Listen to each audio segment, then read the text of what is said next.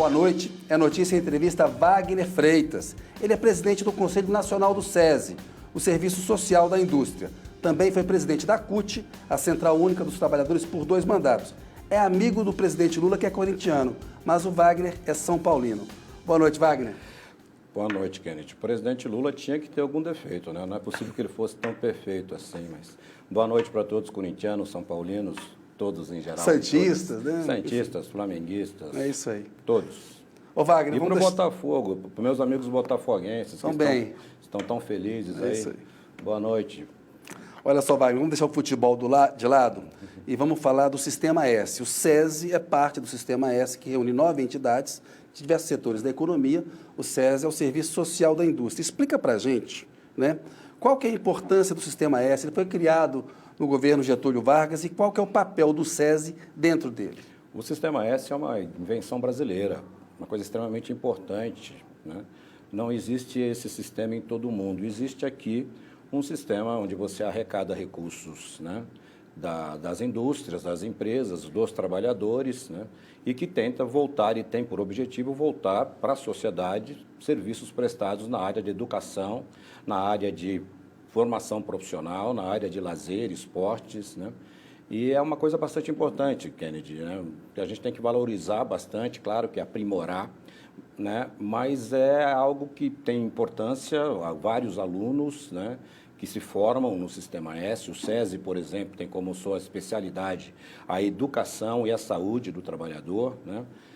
O SENAI, que é um outro ponto importante do Sistema S, faz qualificação e requalificação profissional, assim também como o SENAC, né? Tem um aluno famoso do Sistema S, que é o presidente Lula. O diploma dele é do Sistema S. Que é o de torneiro mecânico. Que ele tem um diploma de torneiro mecânico e o presidente sempre diz que é talvez o diploma mais importante que ele tenha feito, constituído na vida, e começou a partir dali uma trajetória vitoriosa que o levou a ser presidente da República, o que demonstra claramente que se você investir na educação, investir na formação profissionalizante, você pode ter outros Lulas, e tantos quantos outros Lulas no Brasil. O Brasil precisa de oportunidade. Resumindo, o Sistema S ele tem que fornecer oportunidade para quem precisa de oportunidade. Devolver à sociedade aquilo que a sociedade o dá para constituir. O Wagner, no caso do Lula é interessante porque ele fala que a partir do diploma dele de torneiro mecânico, ele conseguiu mudar o padrão de vida dele, né? Ele conseguiu aspirar, ele falou, comprar um TL, ter uma casa, ter dinheiro para ir ao cinema, né? Que é o importante, ou seja, você se qualificar e ter condições de progredir na vida. Então, o Lula é uma boa lembrança mesmo.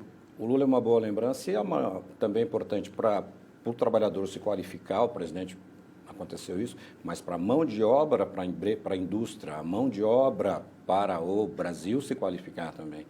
A mão de obra é essencial, né? Para você ter um país pujante, uma indústria pujante, ou seja, competir com o exterior, né? Uma economia pujante que possa competir com o exterior, né? Você precisa ter uma mão de obra no mesmo patamar que tem os concorrentes, né? E é isso que o Sistema S deve fazer, que a educação deve fazer. Então, eu acho extremamente importante. Wagner, com a reforma tributária, para a gente falar de um tema importante, né, aprovada no começo de julho na Câmara e vai tramitar lá no Senado, mas parece que o caminho está bem pavimentado lá, o ministro da Fazenda, Fernando Haddad, está conduzindo bem essa reforma. Como que vai ficar o financiamento do Sistema S?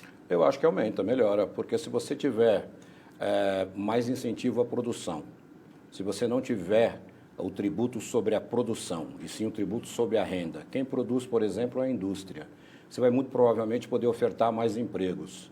Ofertando mais empregos, aumenta a base contributiva. Aumentando a base contributiva, aumenta e melhora a qualidade do Sistema S. Eu acho que mais pessoas são atendidas. A reforma tributária é essencial para o sistema. Essa segunda fase, você falou da importância de tributar a renda e menos a produção. Essa é que parece a parte mais desafiadora, porque a gente teve na primeira fase uma simplificação e unificação de tributos. A segunda fase é para tentar cobrar menos de quem consome, menos dos mais pobres e mais do patrimônio e da renda, mais dos mais ricos. Você acha que a primeira fase a gente já viu que foi dificílima. Essa segunda você acha que passa também? Eu acho que deve passar. Uma coisa importante, Kennedy, a reforma tributária ela não deve ser vista como uma punição. né, ela tem que ser vista como uma forma de melhorar a arrecadação do país para fazer política pública. Né? E é por isso que ela tem que tributar a renda e não tributar a produção. Agora, não pode ser visto como quem vai ganhar mais, quem vai perder menos, ou algo que seja para punir alguém. O Brasil precisa que melhore a arrecadação, o Brasil precisa melhorar a competitividade. Né? A reforma tributária, penso eu, tem que trabalhar com essa expectativa. Né? Não podem ser medidas que não tenham eficácia para aumentar a arrecadação do Estado. Qualquer medida que você construir tem que ter esta função. Vai melhorar a arrecadação, para o Estado poder prestar serviço, vai melhorar a competitividade, vai simplificar a tributação, vai ser justo, né? Não pode ser como a ideia, olha, vamos punir quem não pagou. É o contrário. Vamos fazer que todos contribuam para melhorar o Brasil, que eu acho que deve ser a função de todo mundo. Wagner, eu lembrei que você presidiu a CUT, a Central Única dos Trabalhadores. O Haddad está prometendo uma reforma do imposto de renda das pessoas físicas e também das pessoas jurídicas. A gente sabe que demorou a haver uma correção da tabela do imposto de renda, o governo Lula fez parcialmente, tinha toda uma promessa de ser maior. Como é que você vê essa reforma do imposto de renda das pessoas físicas e jurídicas? Que regra que você acha que é ideal? Tem que ter uma alíquota maior para os mais ricos, tem que diminuir, tem que elevar a faixa de contribuição? Como é que você avalia? A alíquota maior para os mais ricos, elevar a faixa de contribuição, ter mais alíquotas e mais faixas. Você não pode fazer com que um trabalhador que ganha 2, 3, 4 mil reais pague a mesma alíquota do que um empresário que ganha 200 mil reais. Né? Eu acho que isso que você precisa trabalhar, né? Para que o imposto de renda seja justo para todo mundo. O imposto de renda é importante, tem imposto de renda no mundo inteiro. E o Brasil é um dos países que tem uma alíquota não é maior do imposto de renda. Você paga muito mais imposto de renda nos Estados Unidos, na Europa, do que paga aqui no Brasil. Né? A qualidade do imposto ela deve ser diretamente proporcional à qualidade do serviço que presta o governo no retorno a isso. E as pessoas têm que ter a contribuição à medida do que elas arrecadam. Né? E você não pode ter alíquotas iguais para todo mundo. Hoje, você tem um trabalhador que ganha 3, 4 mil reais, ele paga a mesma alíquota do que um que tem uma arrecadação de 200 mil reais, ou seja, paga muito mais, porque a alíquota é a mesma, só que para ele significa mais na conta dele. Sim. Esse tipo de coisa tem que ser revisado. Várias alíquotas, várias fontes, várias faixas, né, para que tribute-se todo mundo igual e que a sociedade tenha instrumentos de controle sobre esse recurso que vai ser investido em quê, para quê e para quem. Eu queria que você falasse um pouco da sua agenda na presidência nacional do SESI, que é o Serviço Social da Indústria. Você começou a sua carreira como bancário, né? Tem toda a sua carreira como sindicalista, e você está focado, e o SESI, na sua gestão, pelo que eu estou acompanhando, e a gente conversou um pouco, na questão da reindustrialização do Brasil, que é o que o presidente Lula também vem fazendo. Os críticos dizem que quando um governo defende a reindustrialização, na verdade, ele está querendo adotar políticas protecionistas, proteger empresas que não são competitivas e modernas do ponto de vista internacional e que isso acaba gerando um atraso tecnológico para o país. Como é que você responde a essa crítica e o que é essa reindustrialização, essa nova industrialização? Mas esses críticos são brasileiros, Kennedy? Você vê vários economistas, sobretudo do mercado financeiro, fazendo e jornalista também. Leio bastante. Até porque eles deviam, estranho isso, né? Porque eles deviam fazer essa crítica para os Estados Unidos, para a Europa, para a China, né? Porque o que faz os Estados Unidos, a Europa e a China é reindustrializar. Essa coisa de ser contra o Biden está com essa agenda nos Estados Unidos, de fato, né?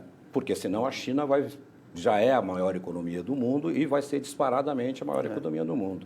Eu não consigo imaginar por que já é a maior fábrica do mundo, né? E está batalhando para ser a maior economia do mundo para ultrapassar os Estados Unidos. Ela é a maior fábrica do mundo. Agora existem outros, para ser a maior economia do mundo, precisa andar um pouco ainda. Agora, eu acho que todo mundo está procurando competir com a China.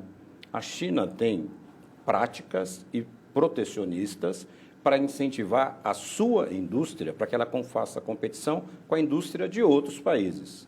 Por que no Brasil isso não pode acontecer? É esse conceito vira-lata que nós temos, que o presidente Lula fala tanto, que me incomoda, eu acho que me incomoda mais do que incomoda o presidente Lula. Quando nós fazemos é protecionismo. Quando fazem os outros, é política econômica desenvolvimentista. A gente está vendo agora um debate grande no acordo entre a União Europeia e o Mercosul, desculpa ter te interrompido, mas acho que casa bem com o que você está falando, assim, o Lula está resistindo ao pedido dos europeus para liberar compras governamentais. Ele está falando, eu preciso manter compras governamentais com médias e pequenas empresas brasileiras, senão eu vou perder base industrial, base no país. Ou seja, os europeus são protecionistas. A gente, quando... Não pode ser, é isso. Não, mas eles são protecionistas do bem, né? Eu acho engraçado. Aqui é retrógrado, está passado, antiquado. Não é. Nós precisamos ter políticas de Estado que garantam que não exista desenvolvimento sem indústria. Porque o que acontece se você tiver apenas números de desenvolvimento? Você não tem efetivamente o controle sobre tecnologia, produção, inteligência. Qual é o país do mundo que é desenvolvido sem indústria forte? E aí, Wagner? E qual é o país do mundo, Kennedy, só para... Claro. Que desenvolveu a sua indústria sem uma política governamental, apenas com iniciativa e recurso da iniciativa privada ou recurso do setor financeiro privado? Não é. Todos eles tiveram programas governamentais, né? A gente viu a China, o Japão, a Coreia. Não tem nenhum que não seja. China, Japão, Coreia... A Europa andou para trás nisso, está recuperando agora. Os Estados Unidos paralisou, está recuperando agora. Detroit está um vazio, eles querem agora recompor. Então, o Brasil está tentando fazer a mesma coisa. Eu acho que o presidente está correto nisso, né? Obviamente que ele é um trabalhador da indústria, então, óbvio que ele tem muito no coração dele essa visão importante da indústria, mas ele tem uma visão de estadista. Na minha opinião, ele está tendo uma visão de estadista. Quer dizer, o Brasil não vai ser terceiro mundo. E aí, Wagner, quais são os setores, quais são as áreas prioritárias para essa reindustrialização? Indústria de ponta, né? Você tem aqui uma indústria automobilística importantíssima no Brasil, você tem uma indústria de petróleo e gás importantíssima no Brasil, você tem indústria de tecnologia importantíssima no Brasil. O Brasil tem que discutir matriz energética, porque o Brasil tem água, o Brasil tem vento, o Brasil tem sol o tempo inteiro, o Brasil pode estabelecer aqui uma matriz energética importantíssima que seja competitiva para o mundo inteiro. Já existem programas constituídos no Brasil, como o do biodiesel, né, como o do álcool, que pode ser convertido também isso em hidrogênio, para estabelecer uma matriz energética que coloque o Brasil como um player da indústria mundial. E tem que ter informação de tecnologia. Hoje a tecnologia evoluiu muito, a China tem sido uma competidora importantíssima nisso, a Alemanha também. O Brasil tem que se concentrar nisso. Essa matriz energética, ela ajuda a combinar com uma agenda verde, né? A coisa de caminhar para uma economia verde. Mas não tem matriz energética que não seja verde. Porque, inclusive, isso não funciona para o mundo inteiro, porque não tem viabilidade econômica. Ou é verde, ou é verde, ou não é ou matriz não vai energética. mais, vai perder o bonde, ela né? continua sendo o que ela é hoje. Eu acho que é até redundância. Quando eu falo de matriz energética, já é automaticamente uma energia limpa. E o Brasil é o país que mais produz energia limpa do mundo, pelas condições climáticas que o Brasil tem, pelas condições que foram constituídas no Brasil ao longo de décadas. Ô Wagner, você citou aí o setor de óleo e gás. É importante lembrar, a Operação Lava Jato teve um forte impacto negativo sobre esses setores e também da construção civil. O Brasil tinha empresas que construíam aeroportos, pontes, obras de infraestrutura pesada na África, na América Latina. Nós perdemos isso, né? Dá para recuperar esse prejuízo? Dá. Não tenho dúvida nenhuma. Lamentavelmente, a Operação Lava Jato, além dela ela nunca, na realidade, foi contra a corrupção, né? Ela, na minha avaliação, ela teve uma visão política, né, de atuação. E todo dia aparece em evidência nesse sentido. Teve a Vaza Jato, agora há uma série de conversas de um informante e condenado pelo juiz Moro, que mostra aquele modus operandi de combinar com o Ministério Público e com o informante sentença e resultados de processo. Ou seja, ela ao longo da história, a fotografia dela está ficando negativa, né? Além disso, de ter arrebentado todo o processo, toda a questão processual brasileira, né? O devido processo legal. Né? Devido processo legal. E é uma coisa de fazer justiça sem levar em consideração a lei. Mas o pior da Operação Lava Jato foi arrebentar as empresas brasileiras. O pior da Operação Lava Jato, e quando eu era presidente da CUT, depois agora na gestão do novo presidente da CUT, o Diese apresentou né, um estudo científico, né, do que significou para a economia brasileira quebrar setores inteiros da produção, óleo e gás, infraestrutura, né? Uma coisa era você ter feito uma prática contra a corrupção, e se existiram corruptos, que sejam efetivamente punidos na forma da lei. O que aconteceu é que você quebrou sistemas industriais inteiros brasileiros, e que eram de ponta, a área, por exemplo, da construção civil, das empreiteiras brasileiras, né, dos frigoríficos brasileiros, né, e foi destruído. Né? Foi um atentado contra a indústria brasileira e não teve nenhum tipo de solução para acabar com a corrupção no Brasil. Pelo contrário, né? Inclusive politicamente depois, por conta de como foi feito, nós chegamos a criar monstros políticos no Brasil que aconteceram por conta disso. O Bolsonaro não surgiu do acaso, né? Não surgiu do acaso, e eu pretendo falar mais de indústria do que de política, mas o Brasil teve uma paralisação nos últimos 4 anos. A indústria brasileira retrocedeu muito nos últimos 4 anos, com todos os que eu falo. Né? Com todos os que eu falo. O Brasil está parado há 4 anos. Né? E muito por conta do que aconteceu com o advento dessa operação, que propiciou que você tenha uma extrema-direita, lamentavelmente, que não leve em conta a questão desenvolvimentista, que não tem um projeto econômico para o Brasil. Estava o Bolsonaro contra a reforma tributária, Wagner? Não, Kennedy, simplesmente se discute no Brasil questões de costume, que são importantíssimas, uma exacerbação do ódio e sem nenhum projeto econômico. Ou seja, os capitalistas brasileiros perderam, porque não teve projeto de desenvolvimento econômico nenhum. Né? E agora nós temos que voltar a isso, tem que reindustrializar, né? Você tem que fazer o Brasil ser competitivo de novo, você tem que gerar emprego de qualidade, a mão de obra tem que ser qualificada, você não pode ter bico, tem que ter emprego, porque tendo emprego você melhora a qualidade dos produtos, é melhor para o consumidor, é melhor para o país, é melhor para todo mundo. Eu acho que a gente precisa ter um pacto de construção de um Brasil novo, de reconstrução no Brasil, entre todos os democratas, né, entre todos aqueles que têm no Brasil e tem amor pelo país verdadeiramente, né? Porque o Brasil ficou parado nos últimos 4 anos. Aliás, eu vi uma entrevista essa semana do ministro Fernando Haddad, que ele faz uma análise que eu concordo bastante, que ele fala de 2013 a 2023 como uma década perdida. Sim. Agora, quando você perde uma década num mundo tão competitivo, você vai demorar mais do que uma década para recuperar.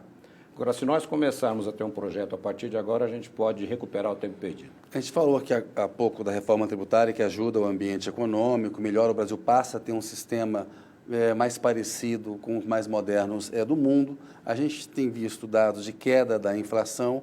Agora, tem um entrave aí, que é a questão dos juros. O patamar está muito alto, a Selic está alta, o Banco Central até agora resistiu a diminuir a taxa. Há uma sinalização que talvez em agosto possa se começar um processo de queda. Mas me parece um Banco Central muito conservador, mesmo iniciando um processo de queda, ele ser meio a conta-gotas.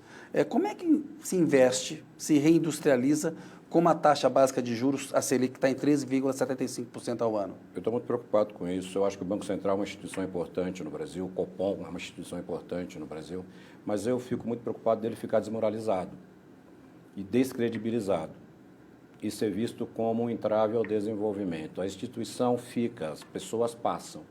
Então, eu acho que o Banco Central, o Copom, precisa fazer uma análise muito rápida, porque ele está na contramão da história, né? E é voz comum no Brasil inteiro que com essa taxa de juros você limita o desenvolvimento, né? É voz comum no Brasil inteiro, na maioria dos economistas, todos os industriais que eu conheço, todos os varejistas que eu conheço, a presidenta lá, da Luísa Trajano, um dia fez um apelo para o presidente do Banco Central, a indústria tem feito vários apelos, né?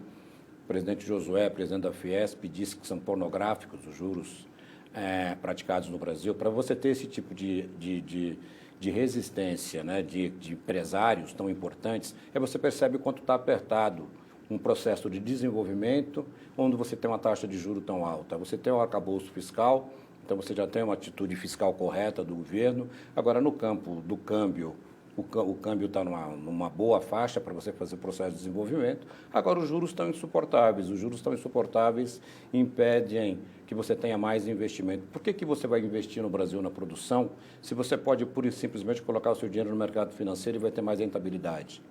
Nós vamos fazer o quê no Brasil? O Banco Central vai cooperar o quê?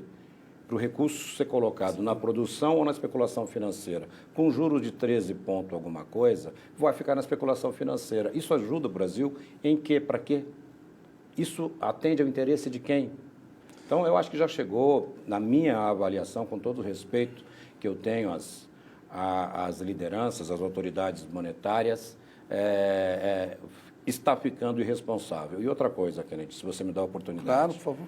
Isso acontece porque o Copom não tem representante da sociedade civil. São apenas representantes do setor financeiro. Eu não queria ser um dos 9. Você queria ser um dos 9, uma das 9 pessoas que determina a taxa de juros no Brasil? Eu, particularmente, né, eu acho que você teria que ter muito mais gente, muito mais setores representados para você limitar a possibilidade do erro. Errar é humano. Insistir no erro.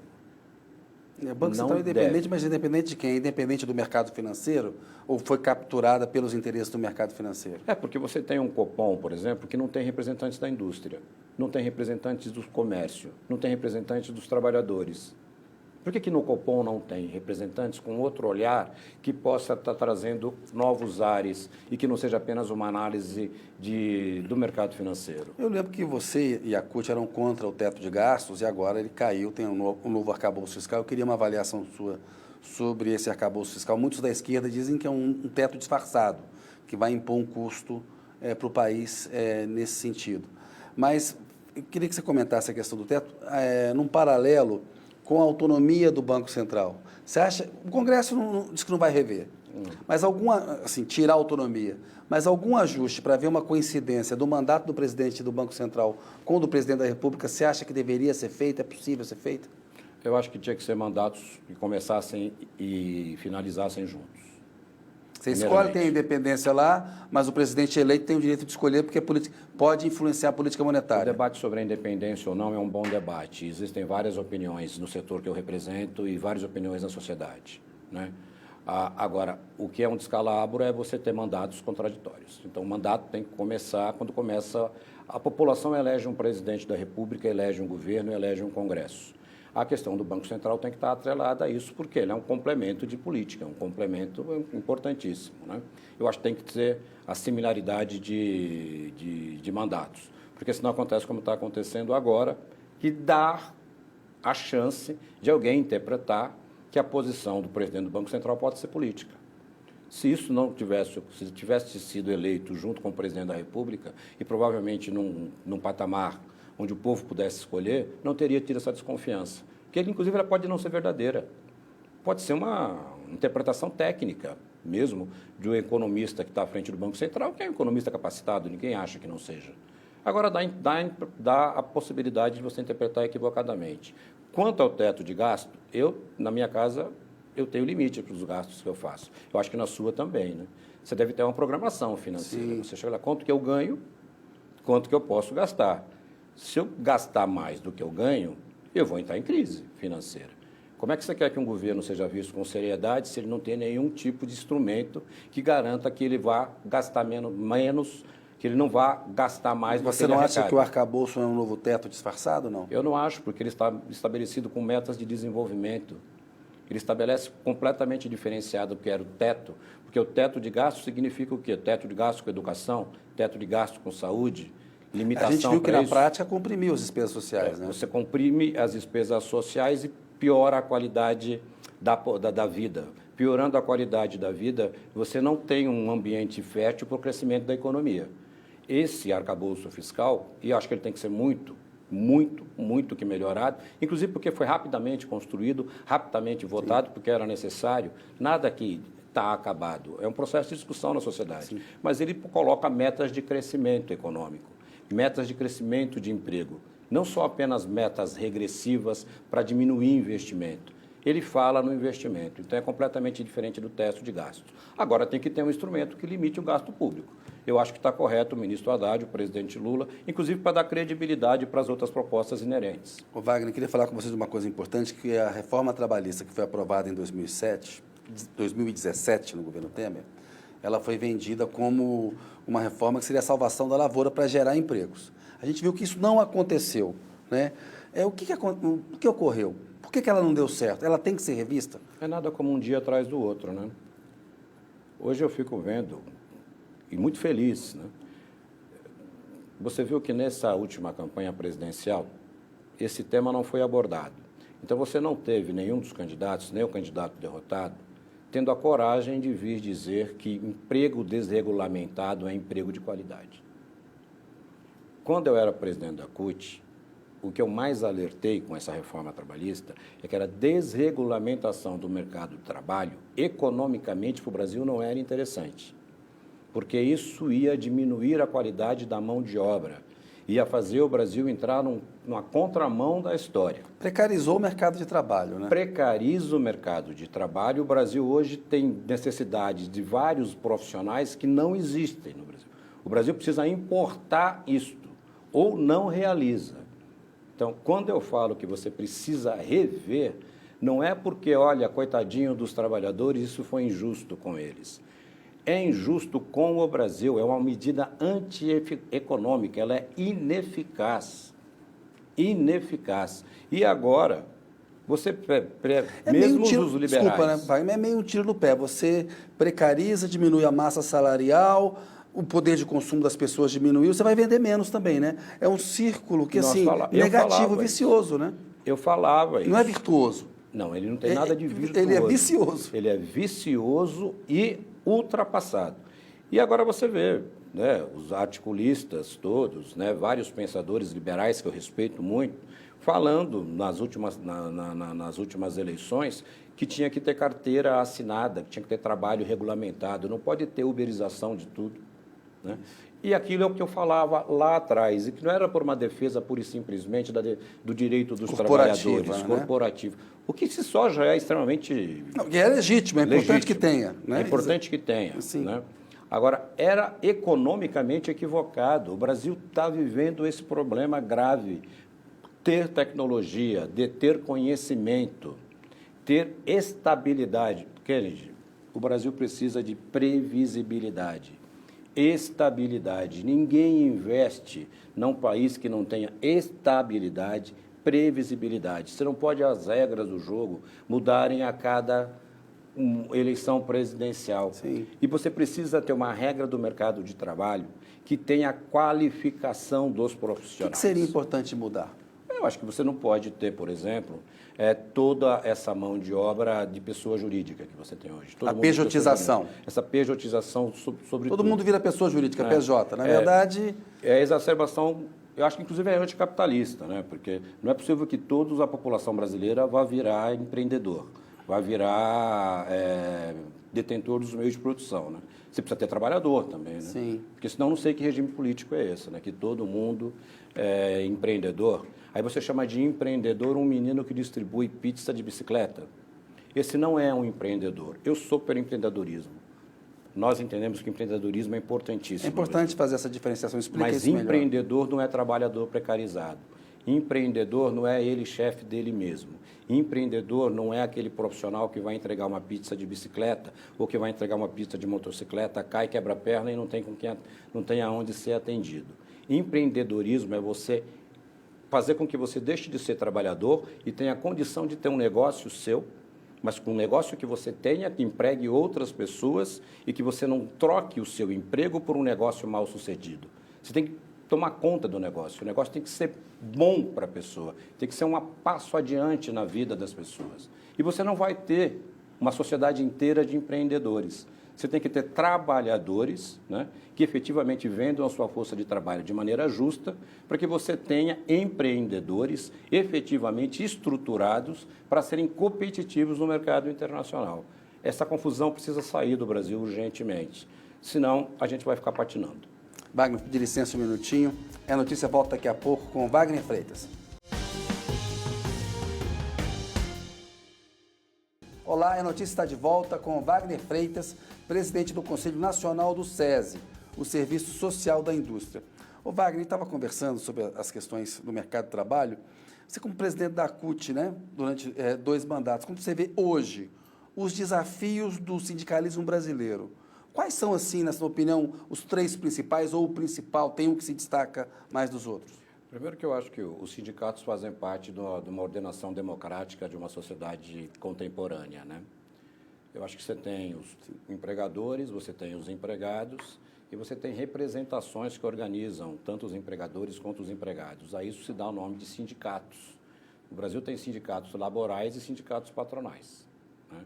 Eu acho que o sindicato é importante na regulamentação, inclusive, da negociação, né, necessária que existe entre o capital e o trabalho. É um instrumento importantíssimo para a democracia. Então, você tem o parlamento, você tem o poder executivo, você tem o poder judiciário e você tem os sindicatos, que, no meu modo de pensar, fazem parte de uma sociedade organizada e democrática, né? Os trabalhadores têm o direito de se organizar em sindicatos para defender os seus interesses, os empregadores têm o direito de se organizar em sindicatos para defender os seus interesses. Então, essa ideia de que o sindicalismo ou o sindicato é uma coisa avessa, retrógrada, que não ultrapassada, por favor, eu acho que fica claro no mundo inteiro que isso não deve acontecer, né? Então, e eu acho que para o sindicato da classe trabalhadora, o sindicato dos trabalhadores, né, que é de onde eu vim, hoje não sou mais um dirigente sindical, hoje sou presidente do Conselho Nacional do SESI, que tem também certa, né, não é exatamente um sindicato, mas guarda certa semelhança. Eu acho que seria importante nesse mandato que tenha um presidente da República que é oriundo do sindicalismo, né, que o sindicato fosse perpetuado na vida dos trabalhadores, que ser sindicalizado, né, seja importante para os trabalhadores. Com isso, eu imagino, por exemplo, que políticas públicas como saúde, como previdência, como aposentadoria, devessem ter os sindicatos também como gestores desses direitos para os trabalhadores, junto com o Estado, né, mas que os sindicatos também pudessem ter gestão nessas questões que são tão importantes para os trabalhadores. Isso fortaleceria o sindicato, fortaleceria a necessidade do trabalhador ser sindicalizado e daria uma ordenação melhor para a economia e daria um desenvolvimento mais consistente para o Brasil, não tenho dúvida nenhuma. Então, eu acho, se eu fosse sindicalista, né, ainda, e é o que eu tenho falado para os meus companheiros sindicalistas, eu acho que você vai fazer essa alteração. Algumas políticas públicas serem também gestadas, né, pelo sindicato, com, obviamente, participação dos trabalhadores numa sequência extremamente democratizada, sindicatos com a participação dos trabalhadores, escolhida pelos trabalhadores, como os trabalhadores querem que ele seja organizado, sem contribuição compulsória para os trabalhadores, dizendo claramente, sem imposto sindical, né, que os trabalhadores possam escolher que sindicato que eles querem constituir, que os sindicatos prestem serviço e deem informação do que fazem, que seja regulamentado pelos próprios trabalhadores em assembleia, né, e que, a partir disso, os trabalhadores com um sindicato forte, democratizado, ele possa ser gestor de políticas públicas importantes para os trabalhadores, fortalecendo assim o sindicato. Wagner, você falou, você é um sindicalista, está no Conselho Nacional da Indústria, está tendo que lidar com os industriais, né, com os donos do capital, que têm interesses conflitantes com os trabalhadores. Como é que está sendo essa experiência para você e no que a tua carreira de sindicalista te ajuda? Agradável, inclusive porque o conselho que eu presido ele não é só de patrões, de empregadores, né? O conselho ele tem empregadores, empregados e o Estado, o governo, né? Agora, eu percebo também, Kennedy, né, que eu já sabia disso, né, porque eu sou sindicalista há muitos anos, né? Há muitos sindicalistas no conselho também, né? Porque muitos, mesmo sendo presidentes, né, de federações industriais, se colocam como empreendedores, como industriais e sindicalistas, né? Porque quando você vai presidir uma federação, por exemplo, patronal, você também, na realidade, uma federação é uma discussão sindical. Você precisa organizar, ter o voto dos sindicatos patronais, que elegem o presidente da federação. Então, há uma cultura sindical bastante desenvolvida no Conselho, né? E eu percebo cada vez mais que é perfeitamente possível a convivência harmônica entre empregados, empregadores e Estado. né? E se você tiver e conhecer os limites de cada um, você consegue constituir a partir daí acordos importantes para a sociedade. Não tenho tido dificuldade, tenho sido bem recebido, né, pelos conselheiros de maneira geral, pelo sistema. Tenho me colocado como interlocutor, que eu quero ser isso, né, junto ao presidente da República, que não sei se todos sabem, mas o Conselho do SESI, o presidente do Conselho do SESI é indicado pelo presidente da República. Então, eu fui indicado pelo presidente Lula, né? Obviamente, as pessoas sabem que eu represento essa indicação no posto que eu estou. E o que eu procuro fazer é construir pontes, estabelecer consensos, mediar interesses. Você falou que na sua gestão você queria ampliar um escopo de atuação do SESI. E tem um detalhe interessante, que é o combate à insegurança alimentar e à má alimentação da população. O que o SESI pode fazer nessa área e o que ele tem feito junto com o governo federal nessa área? Eu recebi o ministro Paulo Teixeira, né, e nós temos um projeto, né, do Conselho Nacional do SESI que chama Cozinha Brasil, né, que a gente vai aproveitando recursos que vêm da agricultura familiar para trazer, para ser consumido dentro do sistema, né, nos restaurantes do SESI, né, e entrega isso. Isso é extremamente importante. Eu tenho conversado com o ministro Paulo Teixeira para a gente transformar isso numa política pública, através de uma parceria direta do SESI com o Ministério, né, para que a gente consiga fazer com que a educação alimentar chegue a uma quantidade maior de Paulo pessoas. Teixeira é o ministro do Desenvolvimento Agrário e do Combate à Fome. É verdade. Não é isso? Tem que dar essa... Mas só para poder... Ministro do Desenvolvimento Agrário e do Combate à Fome. Sim. Então, nós precisamos fazer as pessoas comerem alimentos saudáveis, incentivar a produção de alimentos da agricultura familiar, que é extremamente importante para colocar alimento na mesa das pessoas. O SESI já tem experiências acontecendo nisso. O Conselho Nacional do SESI tem um programa que discute isso. Aqui em Brasília, nós estamos em Brasília, a FIBRA, a Federação das Indústrias de Brasília, o SESI Brasília, tem um programa em andamento em relação a isso. Nós pretendemos avançar para que isso seja um direito de mais pessoas. É extremamente importante. Estamos chegando aqui na reta final da entrevista, tem alguns temas ainda, então eu queria falar rapidamente com você. Uma avaliação sua desses 6 meses e pouco do governo Lula, e se você acha que ele tem que concorrer à reeleição. Ele disse numa entrevista para o programa que se ele tiver saúde, se for necessário para derrotar a extrema-direita, que ele pode se apresentar novamente. Qual que é a tua avaliação? Eu acho que o governo foi um esforço muito grande dos democratas do Brasil, de elegerem um governo que não é só do presidente Lula, né? Eu acho que é um governo de uma coalizão que se juntou para impedir que o Brasil tomasse rumos lamentáveis que tinham sido tomados há 4 anos atrás, né? Eu acho que foi salvar a democracia brasileira, as instituições brasileiras. Para mim, isso foi o maior valor que essa chapa Lula-Alckmin construiu, né? E o início do mandato tem sido importante para nós trazermos pautas desenvolvimentistas para serem discutidas no Brasil, que não sejam apenas pautas desinteressantes ou pautas laterais.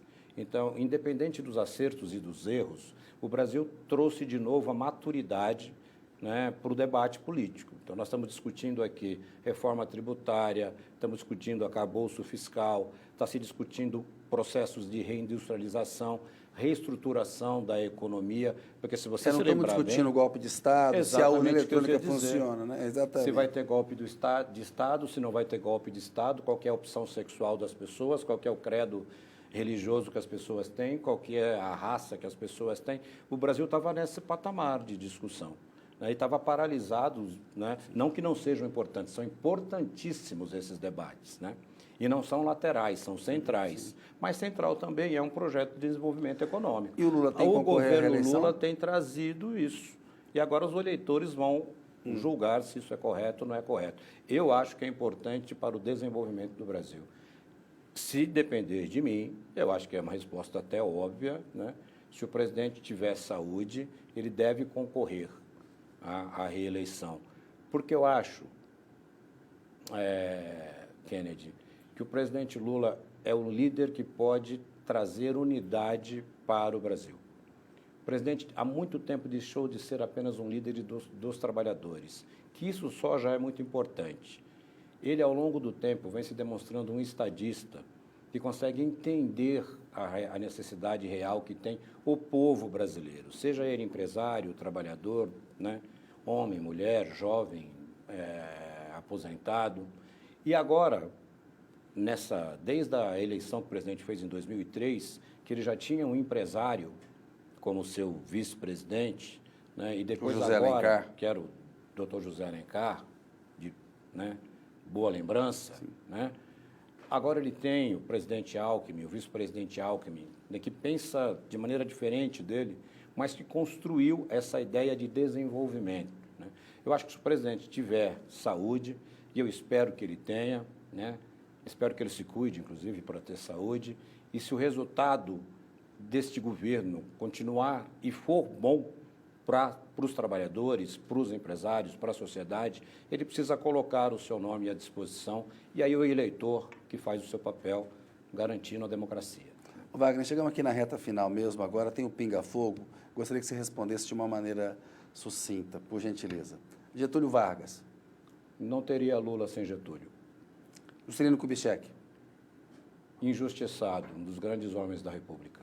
Ditadura militar de 64. Que nunca mais tenhamos isso, ditadura nunca mais, o período mais triste da história. Essa eu não posso ser sucinto. Que nunca mais tenha ditadura e que nunca mais tenham líderes que dizem ser líderes e que defendem a violência e a morte. Isso que trouxe a ditadura, a violência e a morte. Eu espero que a gente nunca mais tenha esse pesadelo nas nossas vidas. Tancredo Neves. Importantíssimo na história do Brasil, um mineiro inteligente que ajudou na redemocratização. José Sarney. Também. Hoje, depois de muito tempo, o presidente Sarney, um político muito experiente, mas naquele momento de redemocratização também foi importante. Fernando Collor de Mello. Uma tragédia. Itamar Franco. Pouco representativo. Fernando Henrique Cardoso. Com acertos e erros. Mais erros que acertos. Dilma Rousseff.